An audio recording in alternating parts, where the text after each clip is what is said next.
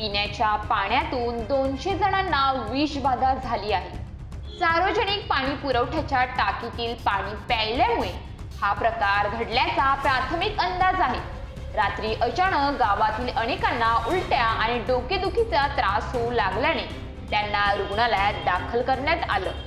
घटनेबाबत अधिक माहिती अशी की नांदेड शहराजवळ असलेल्या नेरली या गावात 200हून अधिक जणांना विषबाधा झाली आहे. शुक्रवारी मध्यरात्री ही घटना घडली. सार्वजनिक पाणी पुरवठ्याच्या टाकीतील पाणी पिल्यामुळे हा प्रकार घडल्याचा प्राथमिक अंदाज आहे.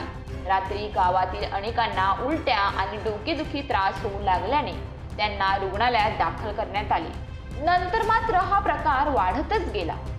अनेकांना हा त्रास जाणवू लागला. मोठ्या संख्येने रुग्ण वाढत असल्याने मिळेल त्या वाहनाने रुग्णांना खासगी आणि शासकीय रुग्णालयात दाखल करण्यात आले.